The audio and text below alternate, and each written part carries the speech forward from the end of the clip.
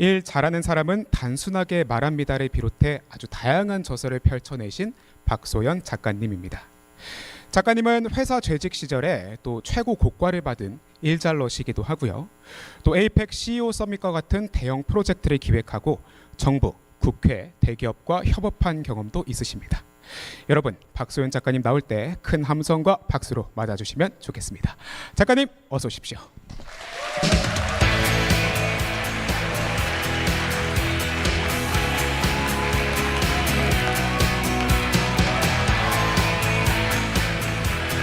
네, 안녕하세요. 반갑습니다. 박소연입니다. 아니, 처음에 여기 교육에 왔을 때 정말 칭찬을 많이 하시더라고요. 이번에 특히 뽑히신 분들께서 너무너무 태도도 좋으시고 그다음에 막 에너지도 너무 좋으시다라고 얘기를 들었는데 역시나 그런 것 같습니다. 자, 오늘 저는 일 잘하는 사람은 단순하게 말합니다 라고 하는 주제로 이제 1시간 정도 말씀을 드리려고 하는데요. 여기 계신 분들은 정말 10대를 치열하게 잘 사시고 또 성공적으로 또 잘 사셔서 또 이렇게 좋은 직장으로 이제 커리어를 시작하시게 됐잖아요. 너무 축하드리고, 지금까지 이제 10대 시절을 살면서 나는 그렇게 말 못한다라는 생각은 별로 안 해보셨을 것 같아요.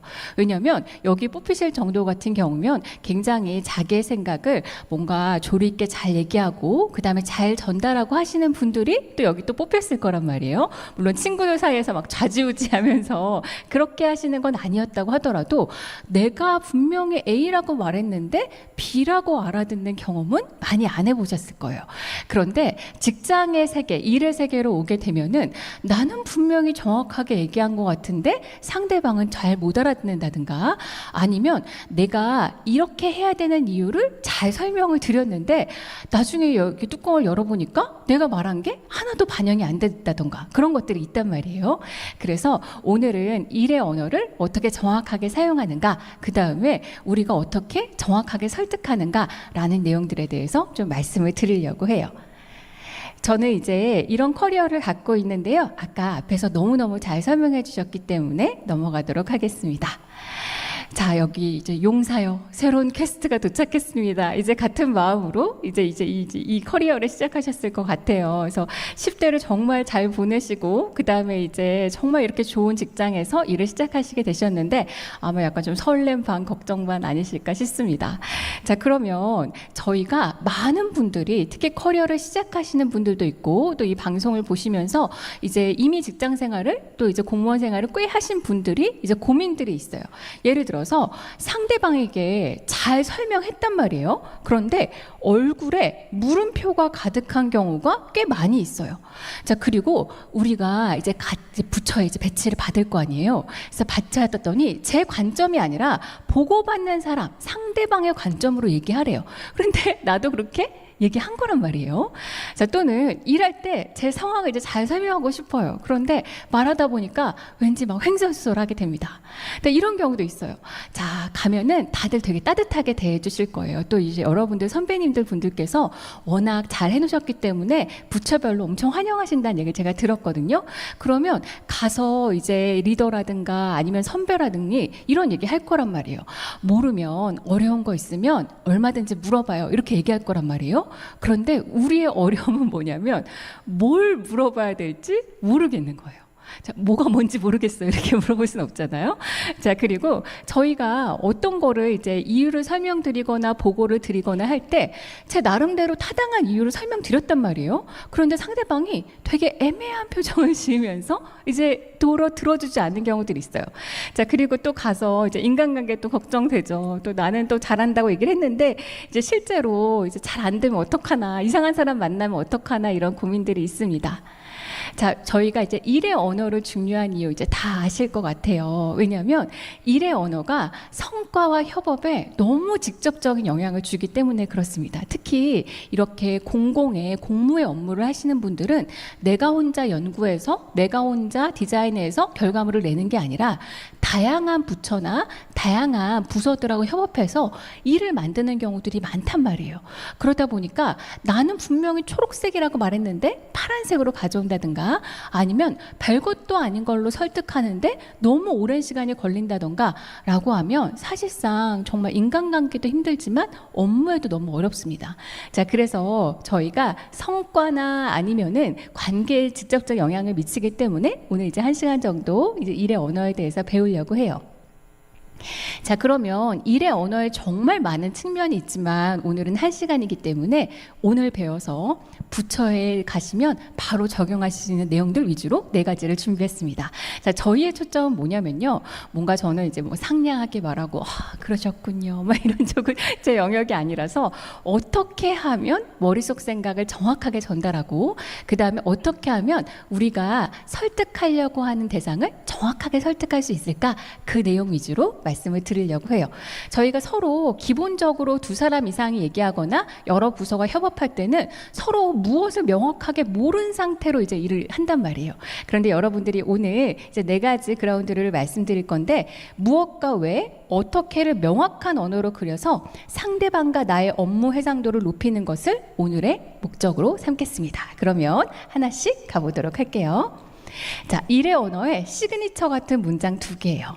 자, 만약 당신이 어떤 것을 간단하게 설명하지 못한다면 제대로 이해하지 못했기 때문이다 라는 말이 있고요. 특히 공공 부분에서 일하시는 분들 같은 경우는 꼭 기억하실 게 뭐냐면 내가 무슨 말을 했느냐가 아니라 상대방이 무슨 말을 들었느냐가 중요하다. 자, 이거 하나씩 가보도록 하겠습니다. 자, 저희가 정확성을 어떻게 높일 것인가에 대해서 2가지를 얘기할 거고요. 어떻게 설득력을 높일 것인가에 대해서 2가지를 말씀드릴 거예요. 그럼 먼저 정확성을 높이는 언어의 기술에 대해서 말씀을 드릴게요. 자, 2가지 언어를 사용하면 전달력이 높아집니다 라고 하는 건데요. 이게 어떤 내용인지 보여드리겠습니다. 자, 우리의 고민이에요. 이게 뭐냐면 제 생각이 잘 전달되지 않는 것 같아요 라는 느낌이 있어요. 뭐냐면 상대방이 물어봤을 때 그러니까 우리 선배가 아니면 우리 상사가 아니면 다른 부서나 아니면 민원인이나 그 사람들이 물어봤을 때 분명히 잘 설명해 줬거든요. 그랬는데 잘 알아듣지 못하고 자꾸만 다시 물어보는 거예요. 그래서 충분히 설명을 해줬는데 왜 이해하지 못하는지 모르겠다라고 하는 게 정말 많은 분들의 고민이시고 그것 때문에 실질적으로 좀 갈등이 있기도 해요. 그래서 더 자세히 설명했단 말이에요. 그랬더니 막 피곤한 기색만 가득해요. 자, 이런 경우에 어떻게 해야 되는지 좀 말씀을 드리도록 하겠습니다. 자, 저희가 여러 명이 일할 때 그리고 특히 우리가 다른 부서의 사람들이나 이제 일반 시민들 분들하고 이제 말을 할 때 오해가 생기는 이유가 있어요. 자, 이게 뭐냐면 똑같은 단어를 보고 서로 다른 생각을 하기 때문에 그렇습니다. 자, 이게 몇 년 동안 동서양의 뜨거운 논란이 되었던 그림인데요. 과연 어디가 개의 상체이고 하체인가? 자, 이겁니다. 자, 물론 개의 상체와 하체가 있진 않아요. 그런데 우리가 상식적으로 개의 상체와 하체라고 했을 때 생각되는 이미지는 있잖아요. 자, 나는 A파인가 B파인가 이제 마음을 정해보세요. 나는 A파이다 라고 하시는 분은 상체는 머리와 앞다리, 하체는 등하고 뒷다리입니다. 자, 그리고 나는 B파이다 라고 하시는 분은 상체가 요 위에고 그 다음에 다리가 하체예요. 자, A파를 지지하시는 분들의 주장은 뭐냐면 그러면 바지를 어디에 입힐 것인가? 라고 하는 파가 있고 B파의 주장은 그러면 신발을 어디에 신길 것인가? 라는 파가 있습니다. 자, 그러면 나는 A파인지 B파인지 한번 손을 들어서 해보겠습니다. 안 시켜요. 안 시키니까 걱정하지 마시고 손 들어보겠습니다. 자, 나는 A파이다. 네. 자, 나는 B파이다. 오, 네. 거의 정확하게 절반씩 나눠주신 것 같아요.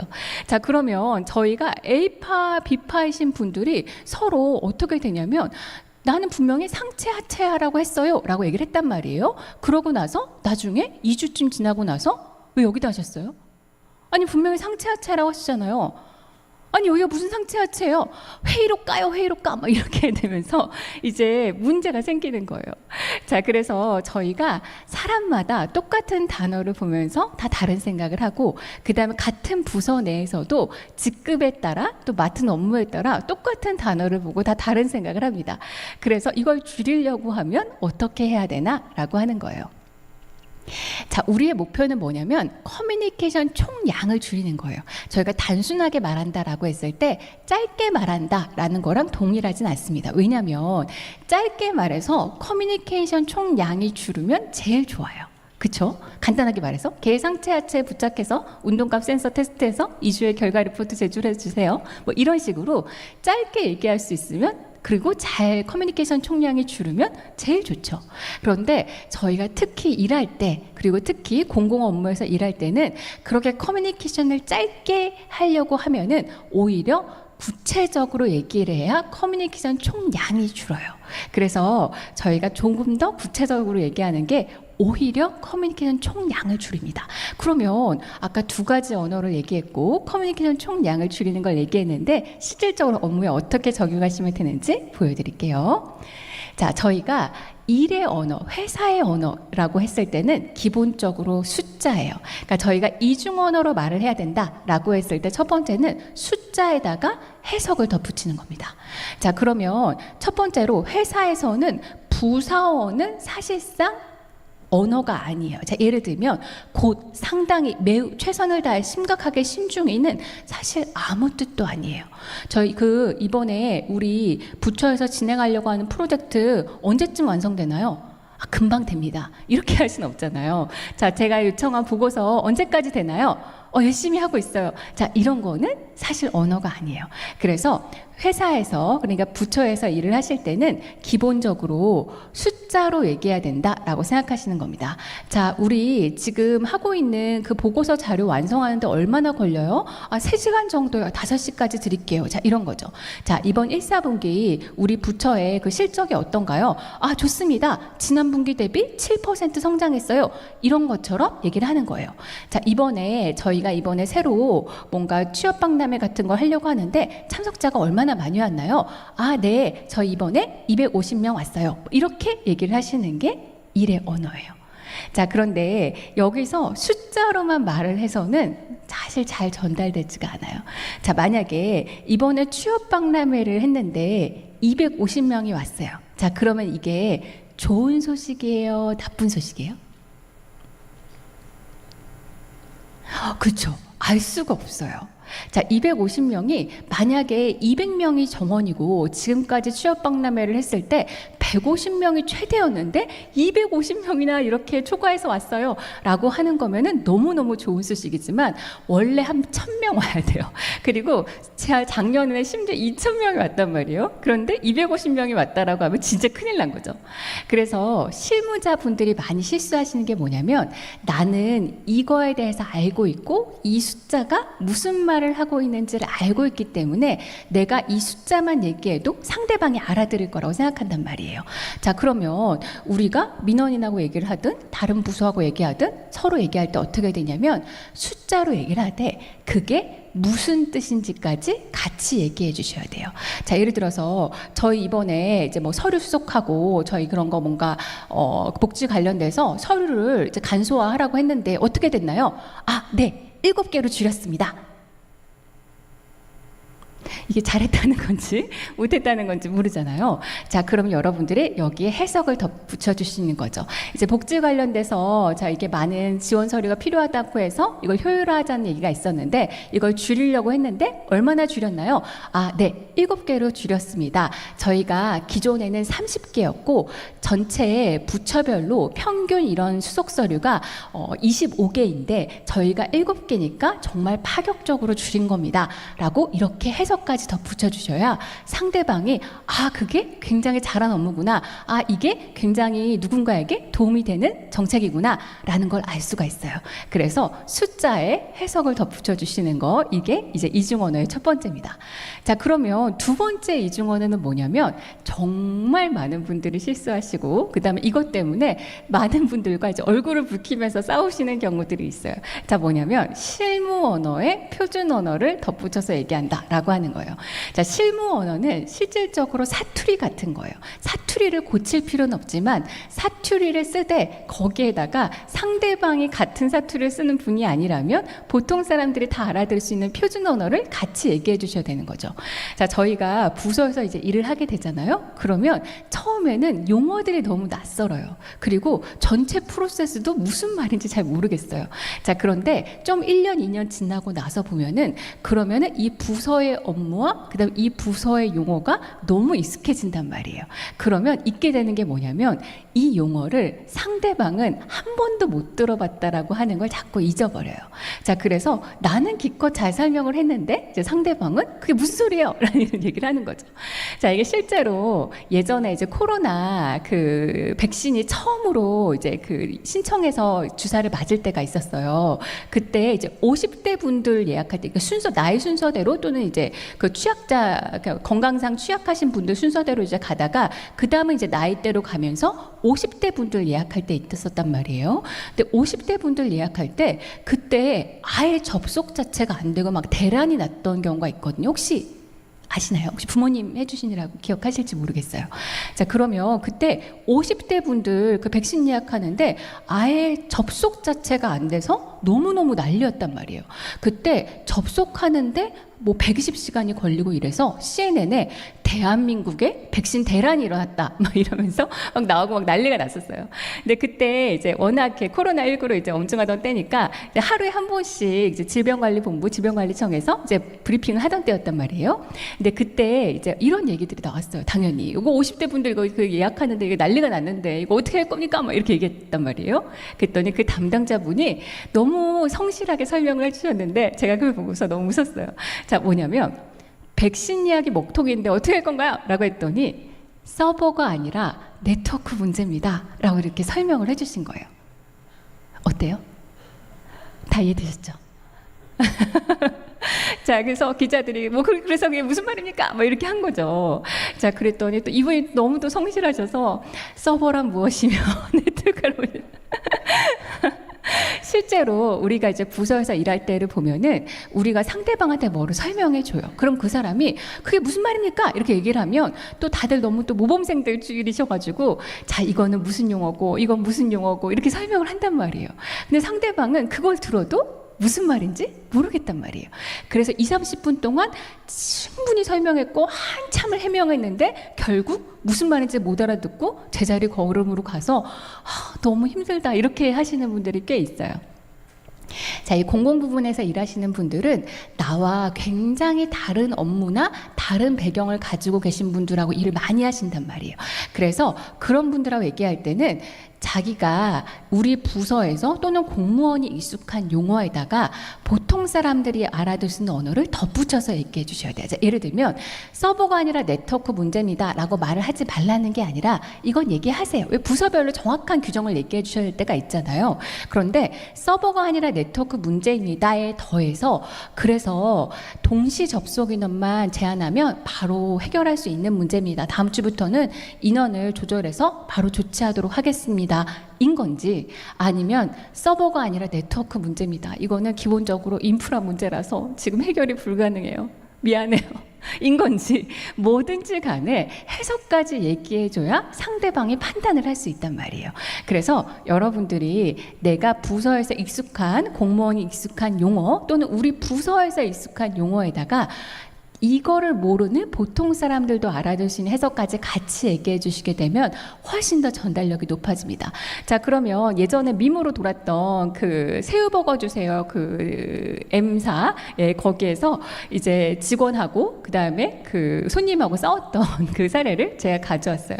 자, 거기서 직원이 이제 이 진상 직원 진상 손님이다라고 하면서 올린 건데 자, 그거에 대해서 직원의 잘못이다 아니면 손님의 잘못이다라고 좀 의견이 이렇게 충돌을 했었습니다. 자, 어떤 거였냐면 손님이 와서 새우버거를 달라고 한 거예요. 자, 우리도 뭐 민원인이 와서 뭘 달라고 할 수 있죠. 뭘 요청 서류를 할 수 있죠. 자, 그래서 새우버거를 주세요라고 했는데 직원이 뭐라 그랬냐면 기존의 새우버거는 단종됐다라고 말하면서 슈슈버거랑 슈위버거 중에서 뭘 먹겠냐라고 얘기를 한 거예요. 자, 근데 그 고객은 슈슈비 이게 무슨 소린지도 못 알아들은 거예요. 그래서 막 서로 막 실랑이를 하다가 결국 막 주문을 하고 그것 때문에 서로 감정이 상하고 약간 기분 나쁘게 끝났다라고 하는 내용이었어요.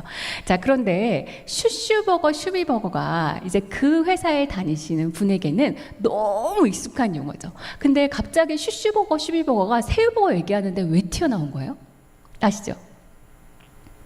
슈슈버거, 슈비버거가 새우버거예요.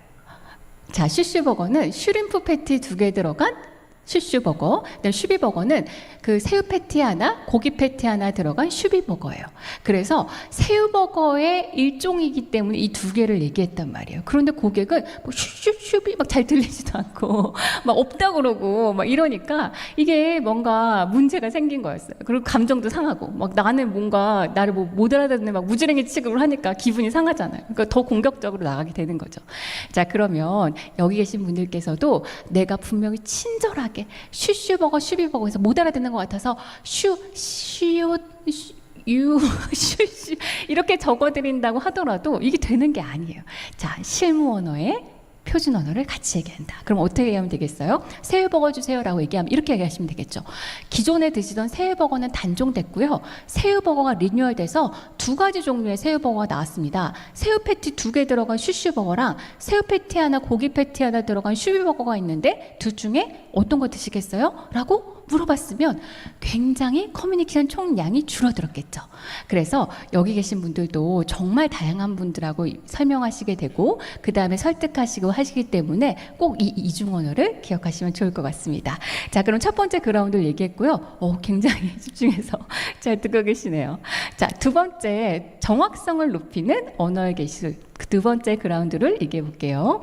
자, 도움을 요청할 때는 어떻게를 함께 말해야 한다라고 하는 거예요. 자, 이제 부처에 가시게 되면은 이제 어려운 것들 얘기해 봐라. 그래서 얘기하면은 이제 얘기하기 좀 애매하단 말이에요. 아침에 일어나기 힘들어요. 이런 거 얘기할 수 없을 것 같고, 그 다음에 무슨 소리인지 잘 모르겠어요.라고 말하면 내가 좀 바보 같아 보이는 것 같고, 그래서 뭘 얘기해야 될지 모르겠단 말이에요. 자, 그럴 때 어떻게 요청을 해야 되는가를 이제 보여드릴게요. 자, 상이한 내용이 공중으로 사라져요라고 하는 거예요. 자, 리더에게 건의사항을 전달할 때 이제 가끔 있죠. 자, 여기 계신 분들뿐만 아니라 지금 각각 부처에서 이제 일하시고 계신 분들 같은 경우도 이제 자기 리더에게 뭔가 설명을 하거나 우리 부서에 좀 이런 게 지원이 돼야 된다. 지금 우리 이렇게 업무 배정이 이것 때문에 너무 힘들다. 예산이 너무 부족해서 힘들다. 뭐 이런 얘기들을 할 수 있단 말이에요. 자, 그러면 잘 설명을 드렸단 말이에요. 내가 이거 얼마나 힘든지 아니면 이게 얼마나 필요한지 잘 설명을 드렸어요. 자, 그런데 이게 아무 변화가 없는 거예요. 알았다고만 하시고는. 자, 또는 동료에게도 뭔가 문제행동을 하는 동료가 있어서 이제 말을 했어요. 자, 내가 그것 때문에 얼마나 힘든지 그것 때문에 좀 어려운지 얘기를 했어요. 잘 설명을 했는데 내일 보면은 그대로란 말이에요. 자, 그러면 이게 약간 감정이 상하게 되면서 이제 내 말을 무시하는 건가? 라는 생각이 들면서 그다음부터 이제 그 사람이 이제 꼴도 보기 싫어지는 상황이 생겨요. 자, 그러면 어떻게 말해야 되나? 내가 분명히 내 마음을 솔직하게 전달하면서 내가 이것 때문에 너무 힘들다라는 걸 충분히 설명을 했는데 왜 변화가 없는가? 나 혼자 독백한 것도 아닌데, 자, 요거에 대해서 제가 한번 말씀을 드리도록 할게요. 자, 많은 분들이 제가 또 많은 리더분들을 만나잖아요. 근데 많은 리더분들이 다 그 팀원들한테 그 부서원들한테 잘해주고 싶어 해요. 그리고 웬만하면 잘 도와주고 싶어 합니다. 그리고 특히 여러분들 같은 경우에 이제 가신다라고 하면 이제 신입인 경우에는 모두 잘해줘야 된다고 하는 룰이 있어요. 그래서 그 모두 다 잘해주실 거예요. 자, 그런데 문제가 뭐냐면 다들 저쪽 방향이 원하는 거는 알겠어요. 그런데 어떻게 가야 될지는 모르겠는 경우가 되게 많아요. 우리 팀장님들도 이제 우리 과장님들도 이제 분명히 우리 부서원이 이것 때문에 힘들다라고 하는 건 알겠어요. 근데 내가 뭔가 어떻게 해줄 수 있는 게 없는 경우가 있단 말이에요. 자, 그럴 때 어떻게 요청해야 되는지 보여드릴게요. 자, 우리가 만약에 이제 과장님 또는 우리 선배님하고 이제 찾아가서 이제 얘기를 합니다. 업무량이 너무 많아서 힘들어요. 라든가 아니면은 업무 프로세스가 잘 이해가 안 돼요. 라든가 아니면은 같이 일하고 있는 다른 그 파트너 부서가 너무 나를 괴롭힌다. 아마 이런 얘기도 있잖아요. 요구사항이 너무 많다. 뭐 국회에서, 의회에서 너무 요청사항이 많다. 이런 얘기들도 있을 수도 있잖아요. 자, 그러면 이 상황을 리더한테 충분히 잘 설명한다고 해서 해결되는 게 아니에요. 왜냐하면 그분들도 뭘 어떻게 해줄 수 없는 마음이란 말이에요. 자, 이런 거죠. 여러분들이 이제 그 선배한테 가서 또는 리더한테 가서 이렇게 얘기합니다. 업무량이 너무 많아서 힘들어요. 이렇게 얘기해요. 그러면은 우리 리더가 어떻게 해줄 수 있나요? 업무를 줄여줄게. 해줄 수 있나요? 안 되죠. 이미 부서의 업무는 많이 있고 심지어 내가 그렇게 많은 업무를 했을 가능성이 높지도 않아요. 자, 그러면 리더 입장에서는 이미 부서 업무는 막 넘쳐나고 있기 때문에 저 사람의 업무를 빼줄 수는 없단 말이에요. 그러면 업무량이 많아서 힘들다는 얘기를 아무리 진성성 있게 전달해봤자 리더의 반응은 두 가지 중에 하나예요. 하나 이제 방어적이죠. 나는 더 힘들어 막 이렇게 얘기하거나 아니면은 너만 힘든 게 아니라 옆에를 봐라. 저 주무관은 지금 눈에 다크서클이 막 이러면서 이제 너는 그렇게 힘든 게 아니다 라고 하는 걸로 얘기하시게 돼요. 아니면은 그냥 공감만 하시는 거죠. 아, 우리 부처가 진짜 일이 많고 특히 우리 부서가 일복이 많은 부서라서 제가 진짜 면목이 없습니다.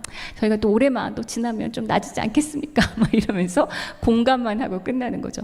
자, 물론 공감만 받아도 마음의 위로가 되는 분들이 있다는 소문은 제가 들었어요. 그런데 저 같은 경우는 만약에 리더에게 뭔가 도움 요청을 하는데 제 손만 꼭 잡아주시면서 고생이 많아요 이러고 끝나면 너무 시간 낭비를 한 것 같은 느낌이 들 것 같아요. 자, 저희가 업무량이 많아서 힘들어요 라는 얘기를 하지 말라는 게 아니에요. 업무량이 많아서 힘들어요 라는 거는 리더도 뭐 어떻게 해줄 수가 없어요. 그럼 우리가 어떻게 생각하냐면 리더가 뭘 들어줄 수 있을까라고 하는 구체적 하우를 같이 가져가는 거죠. 자, 생각해 보니까 내가 왜 이렇게 힘들지? 객관적으로 내가 엄청 많은 건 아닌 것 같은데 왜 이렇게 힘들지? 라고 생각해 봤더니 이런 게 있는 거죠. 업무를 A랑 B 업무를 맡았는데 이 업무가 업무량 자체는 문제가 없어요. 뭐 많긴 하지만 어느 정도 핸들링이 가능한데 문제가 뭐냐면 이 A하고 B 업무가 계속 겹쳐서 일어나는 거예요. 그럼 겹쳐서 일어날 때는 난리가 나는 거죠. 그때 막 업무량이 너무 많아서 난리가 나고 그 다음에 A 선배, B 선배가 다 아니 아직까지 안 됐으면 어떡합니까? 막 이러면서 다 화를 내는 거예요.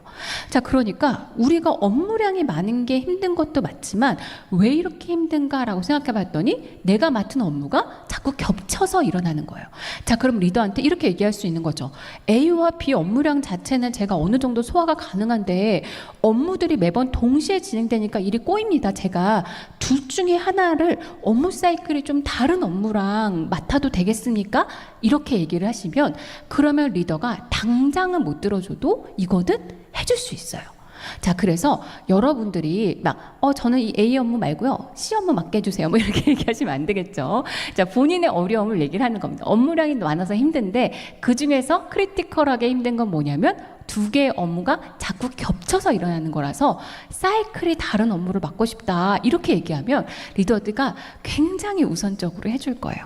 자, 이것도 마찬가지입니다. 업무 프로세스가 너무 어려워요 이렇게 얘기하는 거예요. 자, 업무가 잘 이해가 안 돼요. 매뉴얼이 잘 이해가 안 돼요. 규정이 잘 이해가 안 돼요. 자, 이렇게 얘기하면 선배나 우리 리더가 해줄 수 있는 말이 없어요. 좀 더 몇 번씩 읽어보고 또 원래 신입된 다 그렇지만 또 1, 2년 지나면 적응될 거예요 같은 이런 말 외에는 해줄 수 있는 게 없어요. 자, 그러면 여러분도 그렇지 않습니까? 잘 이해가 안 돼요 이렇게 말하면 해줄 수 있는 말이 없잖아요. 자, 그래서 여러분들이 내가 업무 프로세스가 왜 이렇게 잘 어려운가 이해가 안 되는가 라고 생각해 봤더니 나는 좀 그런 타입인 거예요. 뭐냐면 전체 업무가 좀 한눈에 그려져야 그래야지 좀 잘할 수 있는 사람들이 있어요. 자, 예를 들면 처음에 시작부터 끝에까지가 한 번이라도 그려지고 나면 그 다음부터는 확 튀어오르는데 그 전에 모르는 상태에서 막 조각조각 하려면 엄청 불안해하고 막 허둥지둥하고 하는 분들이 있어요. 자, 그러면 그 문제를 얘기하는 거죠. 제가 좀 보면서 배우는 타입이라서 전체 프로세스를 파악하기 전에는 좀 허둥지둥하는 타입입니다. 그래서 혹시 이번에 맡기시는 업무를 한 번만 다른 선배님이 주 담당자로 하시고 제가 보조 담당자로 한 번만 할 수 있게 그렇게 해주시면 두 번째부터는 제가 맡아서 해보겠습니다. 자, 이렇게 얘기하면 누가 안 된다고 하겠어요. 그렇죠? 자, 업무 프로세스 어려워요, 힘들어요 라고 말할 때는 규정집을 잘 읽어보고 뭐 화이팅 뭐 이거밖에 해줄 수 없지만 이런 경우에는 해줄 수 있단 말이에요. 저희 민원인들 또는 같이 일하고 있는 이제 국회나 이제 다른 부처에서 너무 힘들게 해서 요구사항이 많아서 힘들어요. 자, 이렇게 얘기한다고 해볼게요. 자, 그러면 리더가 뭐라고 할 수 있나요? 좀 들어주지 마세요. 덜 들어줘도 돼요. 이렇게 얘기할 수 없단 말이에요. 해야 되는 거기 때문에.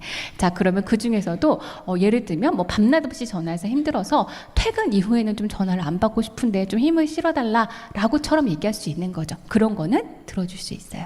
자, 그래서 여러분들이 도움을 요청할 때 부서에 가 계시게 되면은 여러분들의 도움을 요청하려는 손이 되게 많을 텐데 그때 어떻게 하시게 되냐면 뭐가 힘들다 얘기하셔도 됩니다. 거기에 덧붙여서 상대방이 이걸 들어줄 수 있겠다라고 생각하신 구체적 하우까지 얘기하셔야 그냥 마음을 전달하는 뭔가 고민 상담, 감정을 토로하는 그런 게 아니라 실질적으로 원하시는 걸 얻으실 수 있을 거예요.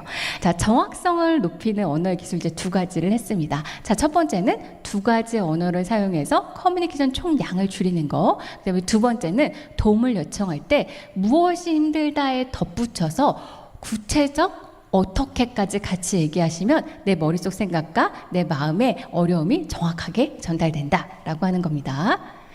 자, 그러면 이제는 협업을 위한 설득을 한번 얘기해 보도록 하겠습니다. 자, 설득은 뭐냐면 설득할 때는 상대방의 why, 상대방의 문제나 상대방의 열망을 제일 전면에 내세웁니다 라고 하는 건데요.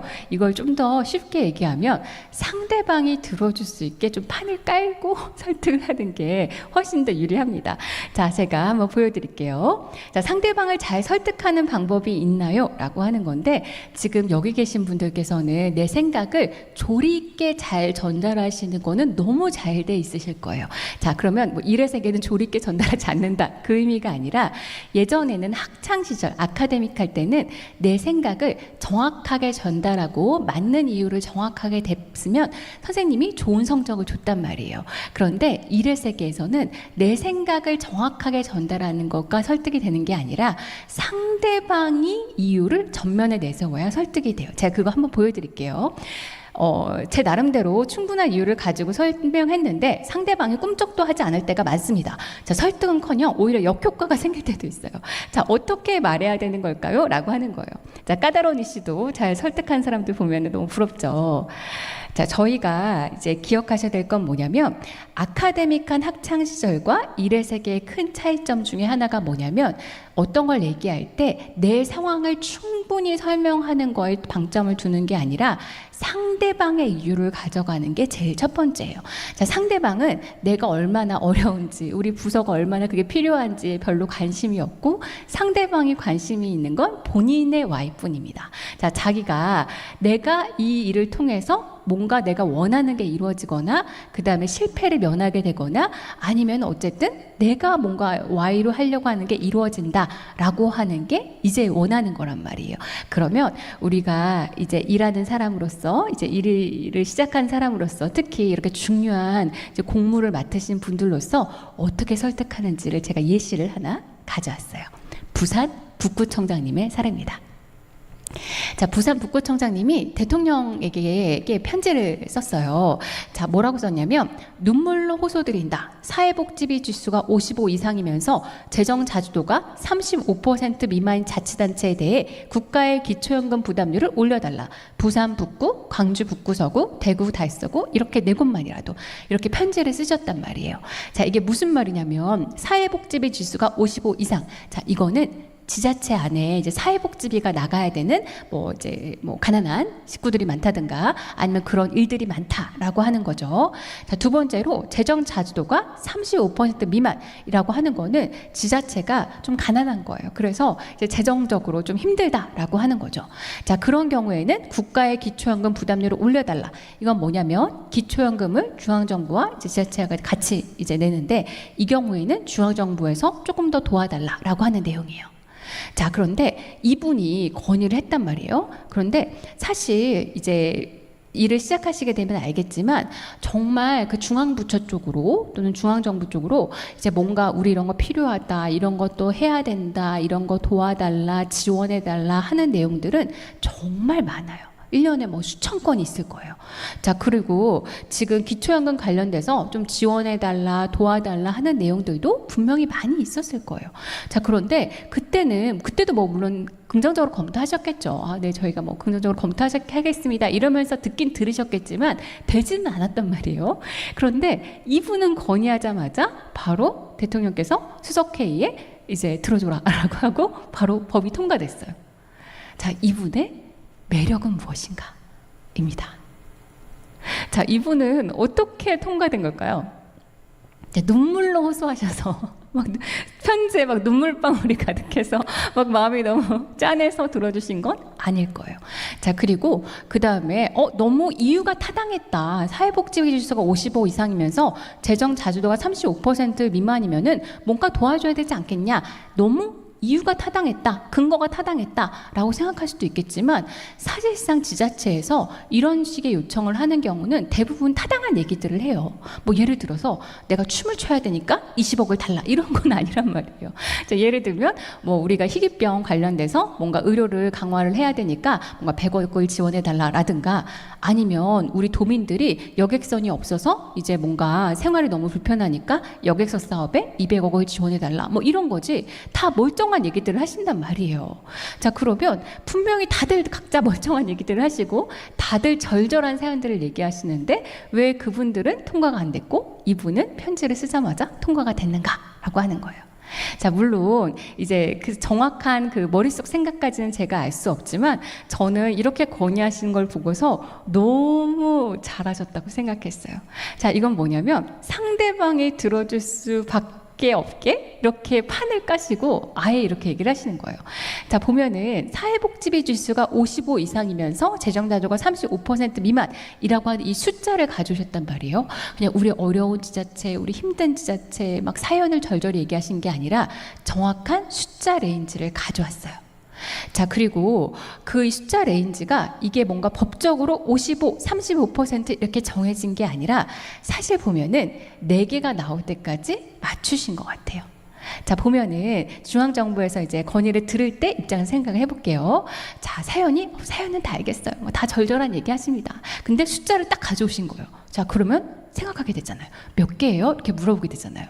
그 안에 들어가는 지자체가 몇 개예요? 이렇게 생각하게 되잖아요. 그때 저예요. 이러면 안 되겠죠. 자, 하나의 지자체 혜택을 주는 법안을 통과시킬 수는 없어요. 자, 그런데 반대로 82개예요. 이래도 안 되는 거예요. 나라 재정이 빵꾸날 판이잖아요. 자, 그런데 4개밖에 안 돼요. 이거잖아요. 그러면 이건 좀 솔직히 들어줄 수 있죠. 자, 그러면 이게 왜 4개를 하셨을까요? 물론 제가 부산북구청장님의 머릿속에 들어가 보진 않았지만 왜 4개를 했을까요? 만약에 부산북구청이 무조건 1번으로 들어간다고 해볼게요. 그러면 하나를 할 수도 있었고 3개를 할 수도 있었고 7개를 할 수도 있었고 10개를 할 수도 있었는데 왜 4개로 하셨을까요? 왜 4개로 하셨을까요? 힌트는 이거는 지자체에 혜택을 주는 법안입니다.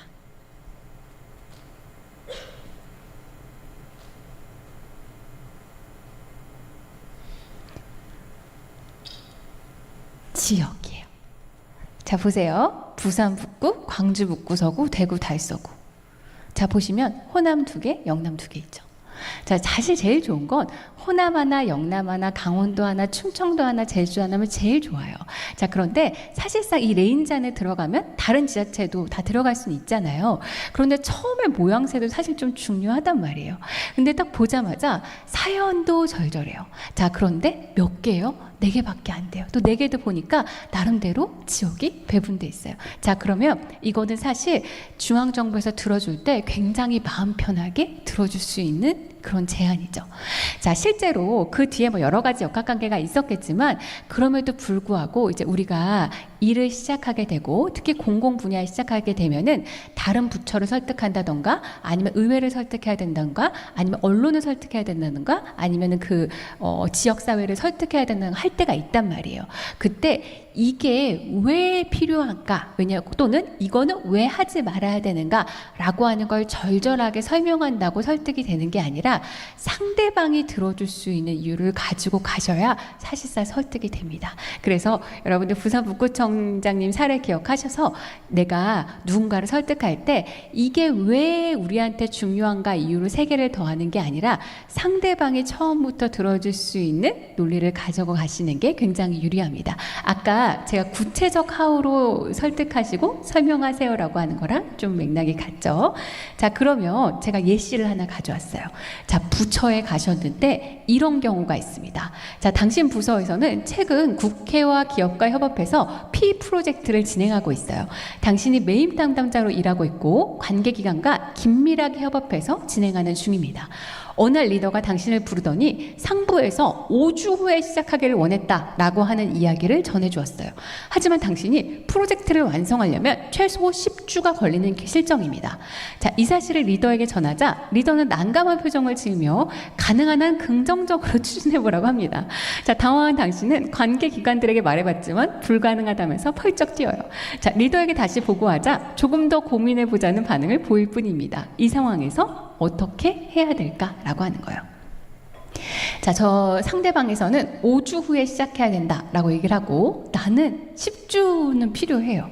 자, 이런 경우라고 하면 어떻게 해야 되나? 자, 리더에게 도움을 요청했는데 리더가 좀 긍정적으로 생각해 보래요. 자, 그러면 10주에서 5주로 도저히 못 하겠는 거예요. 나만 야근한다고 되는 게 아니라 관계기관들 다 펄쩍 뛰는 거예요. 불가능하다고. 자, 이런 경우에 어떻게 해야 되나? 실제로 이런 경우 되게 많습니다. 모양만 좀 다를 뿐. 자, 그러면 이런 경우 어떻게 해야 돼? 막 들어 누워야 되나?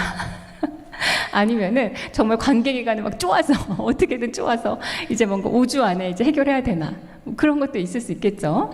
자, 이런 경우에 제가 하나 좀 힌트를 드리자면 우리가 이렇게 하다 보면 나는 5주 안에 못하고 나는 10주가 걸리고 상대방은 5주를 요청한다라고 했을 때 이런 경우에 어떻게 해야 되나라고 해서 하나 팁을 드리면 사실 제일 나쁜 답부터 먼저 말씀드릴게요. 제일 나쁜 답은 뭐냐면 서로 반반씩 협의해서 7주 후에 시작하는 게 제일 나쁜 거예요.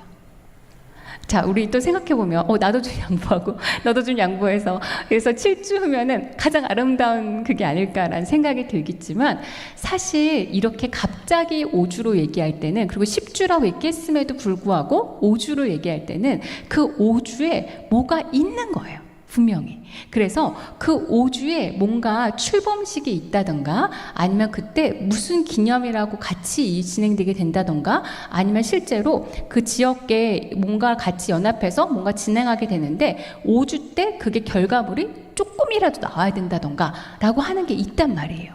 자, 그래서 그 5주가 중요하기 때문에 그걸 7주 정도로 합의했을 때는 둘 다 불만이에요. 왜냐면 나는 10주는 필요한데 이걸 7주 만에 하려고 했으니까 막 죽어 나죠. 그 다음에 상대방은 5주 후에 했어야 되는데 2주나 늦은 거기 때문에 이제 자기도 위에다가 막 죄송합니다 얘기해야 되니까 불만이 가득해요. 자, 이러면 서로 자기가 양보했다고 생각하고 서로가 피해자이기 때문에 사실상 이런 경우는 가장 하지 말아야 되는 경우입니다. 자, 그러면 어떤 경우가 좋은가? 자, 물론 10주가 필요하다는 얘기를 자세히 이제 전달은 해야 되겠지만 그럼에도 불구하고 이런 주장을 한다라고 했을 때는 그러면 상대방의 와인은 충족하되 방법을 바꿔보자라고 이제 얘기를 하는 게 가장 유리해요. 자, 예를 들면 왜 5주 후에 시작해야 되는지를 물어보는 거죠. 그랬더니 그때 뭐 예를 들어서 외국에서 어느 국가의 장관이 여기서 방문을 하는데 그때 뭔가 MOU를 체결하는데 프로토타입이 하나라도 나와야 된다는 거예요. 그래야지 거기다가 뭔가 명기를 할 수 있다라고 하는 경우도 있단 말이에요. 그러면 완전히 완성본은 아니더라고 하더라도 그 약간 시범 사업처럼 뭔가 조감도라던가 아니면은 정말 하나 예시로 만든 어디에 만든 그 시설이라던가 뭐라도 하나 나와야 되는 거예요. 그러면 저희가 만약에 10주 동안에 하려고 했으면 1부터 10까지 뭔가 예를 들어 10가지를 해야지 완벽한 완성이라고 해볼게요. 그러면 5주 안에 예를 들어서 처음에 출범이라도 해야 된다라고 하는 게 있다고 하면 그 중에 10가지 중에서 다 하지 않고 출범이 가능한 예를 들면 뭐 5가지만 먼저 진행을 하고 그 다음에 출범식을 하고 그 다음에 나머지 5주 동안에 나머지 업무들을 덧붙여서 완성한 다음에 하면 되는 거예요. 자, 기업 같은 경우는 어떤 걸 출시할 때 이제 그 핸드폰 다 아시는 것처럼 베타 버전을 먼저 내고 그 다음에 출시하는 경우도 있고 이미 전체 프로토타입으로 모델을 보여주고 사전 예약을 받은 다음에 10주 후에 오픈하는 경우도 있어요. 그런 거 익숙하시죠? 그런 것처럼 얼마든지 그렇게 할 수 있단 말이에요. 그래서 저희가 우리가 주장하는 게 있고 상대방이 주장하는 게 있어요. 자, 그러면 서로 생각이 다를 때 그러면 내가 양보하는가? 저 사람이 양보하는가? 아니면 중간에 조금씩 양보하는가? 보다 더 좋은 건 뭐냐면 상대방의 와인은 충족하되 방법을 바꿔보자 라고 얘기를 하는 게 가장 유리합니다. 그래서 설득할 때 처음부터 이게 왜 안 됐는지, 왜 어려운지를 구구절절 설명하시는 것보다 사실상 더 좋은 건 뭐냐면 상대방이 들어줄 수 있게 판을 까시고 얘기하시는 걸 추천을 드려요. 자, 그러면 설득하는 거에 대해서 설명을 드렸고요. 제가 이렇게 말씀드렸습니다. 자, 제가 틀렸군요 라고 하는 상대방의 반응을 원하면 안 되는 게 뭐냐면 상대방은 내가 틀렸고 당신이 맞았군요. 당신의 설명을 들어봤더니 내가 틀렸고 당신이 맞았군요 라고 하는 경우는 되게 드물단 말이에요. 그러니까 여러분들이 내가 상대방이 이렇게 안 된다라고 하는 말 자체를 하시지 말라고 하는 게 아니라 그렇게 말했는데도 불구하고 변화가 없을 경우는 이렇게 상대방의 와인은 동의를 하되 방법을 바꿔보자 라고 하는 방식으로 일하시게 되면 훨씬 더 매끄럽게 일하실 수 있어요. 부처에 가시게 되면 서로 이해관계도 되게 많이 충돌을 하는 경우도 있고 부처끼리 또는 부서끼리 충돌하는 경우들이 있단 말이에요. 그때 서로 주장을 얘기하다 보면 이제 서로 막 갈등만 깊어지게 되고 저번에도 내가 양보했는데 이번에도 내가 양보하냐 막 이런 마음들이 든단 말이에요. 근데 그럴 때 이제 상대방의 와인을 충족하되 방법을 좀 바꿔보는 방식으로 하시게 되면 훨씬 더 매끄럽게 진행하실 수 있습니다. 마지막 그라운드 룰입니다. 자, 마지막 그라운드 룰은 뭐냐면 최소 기준점을 공유하면 관계가 쉬워진다라고 하는 내용이에요. 자, 최소 기준점이 뭐냐면 우리가 동료들하고 같이 이제 일하게 되는데 동료들하고 나는 되게 잘 지내고 싶은데 좀 잘 안 되는 사람들이 있어요. 자, 그리고 나는 되게 친절하게 말하거나 별 의도 없이 얘기한 건데 상대방이 되게 좀 약간 너무 격하게 반응하는 경우들이 있단 말이에요. 그래서 이런 경우를 몇 번 겪게 나게 되면 되게 의기소침하게 되는데 제가 하나의 좀 팁을 드리도록 하겠습니다. 자, 인간관계 어렵죠. 자, 우리 부서 가면은 당연히 동료들하고 가능한 한 잘 지내고 싶죠. 근데 쉽지 않을 때가 이제 많아요. 특히 제가 유난히 싫어하는 행동을 반복하는 동료를 만나면 너무 힘들어요. 그리고 다른 사람한테는 그렇지 않으면서 저에게만 까칠한 사람을 만나면 너무 고민이 됩니다. 도대체 왜 그런가요? 라고 묻고 싶은 심정이 있을 때가 있어요. 자, 학교 다녔을 때야 사실 좀 잘 안 맞고 이러면 안 보면 되는데 같은 부서에 있는 사람이거나 아니면 긴밀하게 일해야 되는 사람이 이렇게 되면은 너무 힘들죠. 자, 그래서 이거에 관련돼서 좀 팁을 하나 드리도록 하겠습니다. 자, 저희가 최소 기준점 공유, 이게 무슨 얘기냐면 모든 사람이 자기에게 이제 유난한 영역이 있어요. 내가 유난히 싫거나 유난히 거슬리거나 유난히 섭섭하거나 유난히 방해되거나 유난히 고맙거나 감동받는 행동이 다 다르단 말이에요. 자, 저희가 좋은 행동은 다 좋아하고 싫어하는 행동은 다 싫어해요. 그런데 나는 좋은 행동을 했는데 저 사람이 싫은 행동이라고 생각해서 문제가 생기는 경우는 거의 없어요. 왜냐하면 좋은 행동은 다 좋아하고요. 싫어하는 행동은 다 싫어해요. 그런데 문제가 생기는 경우는 뭐냐면 나는 그게 그렇게까지 싫지 않은데 그 사람한테는 너무 싫은 행동인 거가 문제가 생겨요. 그러니까 나는 그게 한 마이너스 10점 정도의 행동인데 그 사람한테는 마이너스 100점 정도의 부담인 경우가 생기면은 문제가 생기는 거예요. 자, 제가 어느 팀장님 말씀을 드릴게요. 그 팀장님은 유난한 영역이 뭐였냐면 데드라인에 늦는 거에 대해서 너무너무 싫어하세요. 자, 그런데 그분이 상대적으로 괜찮은 건 뭐냐면 업무가 미숙한 거, 그러니까 뭐 팀원들 업무가 좀 미숙한 거에 대해서는 좀 쿨하세요. 뭐 일하다 보면 뭐 그럴 수도 있지, 뭐 배우는 거지, 뭐 약간 이런 쪽이세요. 자, 물론 업무가 미숙한 걸 좋아하는 사람이 누가 있습니까? 물론 다 싫어하지만 상대적으로 이제 쿨하신 거죠. 자, 그러면 이분이 A 주무관님, B 주무관님이 있다고 해볼게요. 자, 그러면 A 주무관님은 어떤 걸 행동을 좀 업무를 미숙하게 해서 실수를 했어요. 그래서 한 500만 원 정도 손해가 났고 또 우리 과장님이 또 우리 실장님한테 불려가서 좀 혼났어요. 자, 그 다음에 B 주무관님이 있습니다. 이 B 주무관님은 이제 뭐 큰 실수를 한 건 아니지만 약속한 데드라인보다 일주일 늦게 드렸어요. 자, 그러면 이 과장님의 반응은 어떻게 될까요? 자, 업무를 미숙하게 한 A 주무관님한테 당연히 좋아하진 않죠. 업무가 미숙했는데 너무 좋아 이러신 분은 아무도 없어요.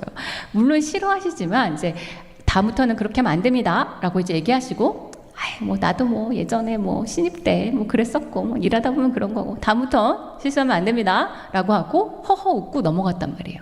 자, 그런데 이 데드라인에 늦은 B 주무관한테는 어떻게 하셨냐면 쥐잡듯이 잡는 거죠. 어떻게 일주일 동안 늦출 수 있어요? 이러는 거죠. 자, 그러면 이분이 여기에 유난한 영역인 걸 모른다고 하면은 이 비주무관님, 그러니까 데드라인에 늦었다고 쥐잡듯이 이제 자기를 혼낸 그 비주무관님은 어떻게 생각하게 되나요? 과장님이 나에게 개인적으로 공격했다라거나 나를 개인적으로 싫어한다라고 생각을 하게 되겠죠. 자, 제가 아는 어떤 팀원분도 계신데 그분은 이제 개발자 분이세요. 근데 개발자 분이신데 그분의 유난한 영역은 뭐냐면 청각이에요. 그러니까 청각 굉장히 예민하신 거예요. 그래서 이분은 옆에서 사사 다다다닥 한 소리가 다 들린대요. 그래서 헤드폰을 큰 거를 쓰지를 않으면 업무에 집중할 수가 없는 거예요. 자, 그러면 이분의 유난한 영역은 청각이고 그 다음에 그분이 헤드폰을 쓰는 이유는 뭐예요? 업무에 집중해서 더 잘하려고 하는 거란 말이에요. 그런데 그 사실을 모르는 리더나 동료들은 어떻게 생각하나요? 이것이 바로 그 SNL에서 봤던 바로 그것이구나. 눈을 이렇게 하면서 제 일 아닌데요. 이렇게 하는 걸로 이제 받아들이신단 말이에요. 자, 그래서 모든 사람이 자기에게 유난한 영역이 있고 사실 이거는 고쳐야 되는, 물론 나쁜 행동 고쳐야죠. 그런데 그게 아니라고 하면은 자기의 성향이기 때문에 이거는 고쳐야 되는 문제는 아닌데요. 그러면 우리가 해야 되는 건 뭐냐면 여러분들이 부서에 가시게 되면 여러분들의 리더나 아니면은 여러분들이 같이 긴밀하게 일하는 사수거나 하시는 경우에 이분들이 이 정도로 유난한 영역에 대해서는 여러분들이 알고 계셔야 돼요. 그렇지 않게 되면 여러분들이 나는 분명히 그렇게 실수한 것 같지 않은데 굉장히 격하게 반응하시게 된다든가 아니면은 저 사람이 더 잘못한 것 같은데 왜 나한테 개인적으로 약간 그러시지? 라고 한 오해들이 좀 줄어들게 돼요. 자, 반대로는 또 어떠냐면 여러분들이 모두가 자기의 또 유난한 영역이 있어요. 일할 때 보면은 이제 점점 아시게 될 텐데, 자, 그러면 그거에 대해서 여러분하고 긴밀하게 일하는 사수나 아니면 동료나 여러분들의 리더한테는 말씀을 좀 해주셔야 돼요. 자, 근데 이 느낌이 나 여기 예민하니까 이거 좀 신경 써줘요. 이런 느낌이 아니라 이제 뭔가 원어원이든 밥 먹으면서 얘기하든 이럴 때 할 때마다 좀 얘기를 해주신다던가 아니면은 긴밀하게 일하게 다른 부서랑 얘기할 때 처음에 얘기하는 거예요. 저는 업무를 공유하는 게 굉장히 저의 좀 우선순위라서 약간 사소한 내용도 그냥 고민하지 말고 공유해 주시면 제가 참고하겠습니다. 라고 하든가 아니면 저는 아까 얘기한 것처럼 업무를 모르는 상태에서 진행하게 되면 너무 허둥지둥하니까요. 혹시 저 한 번만은 누구 하는 것만 보게 해주시면 그 다음부터는 제가 금방 따라잡아서 메인으로 해보겠습니다. 같은 것들이 있단 말이에요. 그래서 사람들마다 다 유난한 영역이 있어요. 제가 그 실리콘밸리에서 프로덕트 매니저로 일하시는 분이 얘기하신 얘기 들었는데 이제 good enough to ship이라고 하는 얘기를 하셨어요. 그 실리콘밸리에서 처음에 이제 제품이나 서비스를 개발하거나 시작하거나 이렇게 할 때 그때마다 개발자, 기획자, 디자이너가 이렇게 모여서 일을 하는 거예요. 임시팀을 만들어서 진행을 하는 거죠. 또 이제 공적인 일을 하시게 되면 또 그런 일들이 좀 많이 계실 거예요. 있으실 거예요. 자, 근데 그때 제일 먼저 작성하는 게 뭐냐면요. 이 제품이나 서비스가 출시가 되려면 최소한 이거는 돼야 된다라고 하는 걸 개발자나 기획자나 디자이너가 각각 쓰고 이거를 리스트를 합친대요. 막 최고의 서비스 이게 아니라 이 중에 하나라도 빠지면 출시 자체가 안 되는 거예요. 그래서 그 최소 리스트를 적은 다음에 합쳐서 이정표처럼 보고 간다고 하더라고요. 그걸 good enough to ship 리스트라고 하는데 이게 항의하기에 충분한 리스트 같은 거죠. 그래서 이렇게 임시로 있는 팀들도 이런 것들을 하는데 부서에서 1년 내내 같이 일하고 또는 몇 년 동안 같이 일할 분들과 이게 없는 거는 좀 안타까운 것 같아요. 그래서 여러분들이 내가 일할 때 나는 어떤 걸 좀 중요시 여기나 라고 하는 걸 좀 생각하시고 우리 리더나 우리 사수는 어떤 거에 좀 유난하게 민감한가 라고 하는 걸 좀 파악하시게 되면 오해가 훨씬 더 줄어듭니다. 나 별로 예민한 거 없는 것 같은데 라고 하는 분들은 이거를 생각하시게 되면 사실 본인의 그게 유난한 영역이에요. 자, 저희가 상대방에게 유난히 화가 나거나 힘들거나 고마운 행동 이렇게 썼는데, 만약에 이게 마법의 종이에요. 마법의 종이어서 여러분들이 여기에 뭐를 적기만 하면은 그거는 여러분들의 동료나 여러분들의 후배나 여러분들의 선배나 아니면 같이 일하고 있는 사람이나 민원인이나 누구든지 간에 누구든지 반드시 써줄 거예요. 물론 뭐 욕을 하면 안 된다 이런 거 말고, 그런 거 말고, 이제 내가 다른 사람하고 일했을 때 내가 여기다가 3개를 뭔가를 쓸 수 있다면 이제 이게 마법의 종이로서 모든 사람이 그대로 해줄 거다라고 하는 이런 마법의 종이라고 하면 뭘 쓰시겠어요? 그런 거예요. 그게 자기의 유난한 영역인 거예요.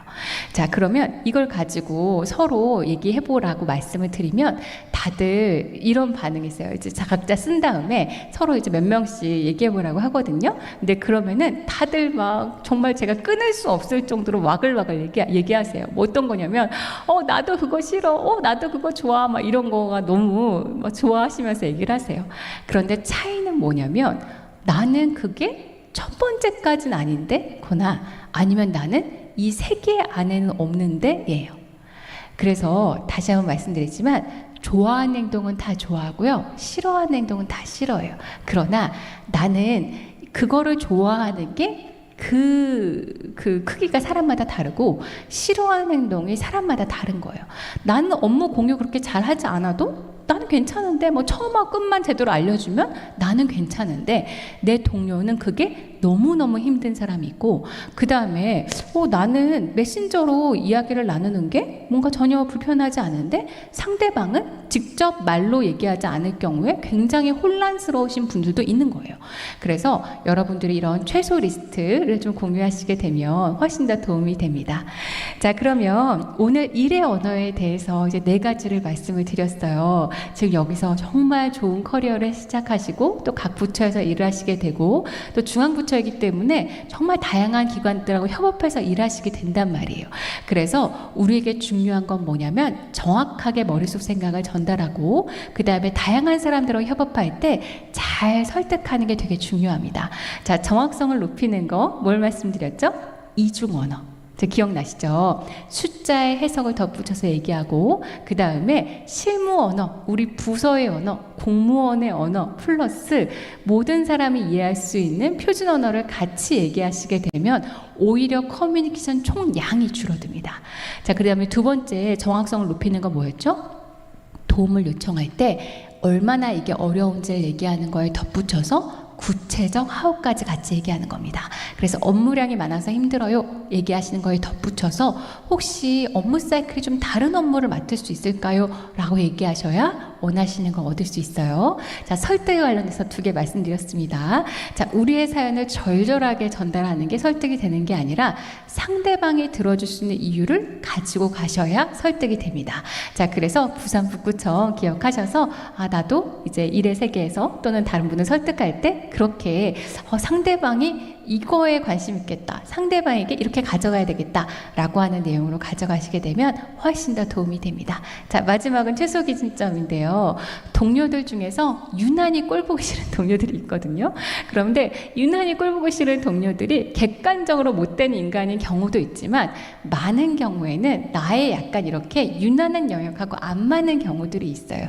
그래서 내가 여기가 이제 마법의 종이라서 쓸 수 있을 정도면 뭘 쓸겠는가를 생각을 곰곰이 해보시고 내가 여기에 유난한 영역이다 라는 걸 생각하시게 되면 이걸 동료한테도 좀 공유해 주시고 일을 시작했을 때도 그라운드 룰처럼 공유를 해 주시고 그 다음에 내가 너무 꼴보기 싫은 동료가 있다고 하면 내가 그 사람이 객관적으로 나쁜 사람이라기보다는 내가 특별히 싫어하는 부분을 가지고 있어서 그런 거다라고 생각을 하면서 이제 너무 개인적 감정으로 싫어하지 말아야지 라고 하는 식으로 좀 자기 객관화도 할 수 있습니다. 자, 오늘 1시간 동안인데 정말 설명을 제가 들은 대로 이렇게 집중력 있게 잘 들어주셔서 너무너무 감사해요. 자, 오늘 또 뒤에 또 강의가 있는데 잘 집중하셔서 오늘 좋은 시간들 보내셨으면 좋겠습니다. 고맙습니다.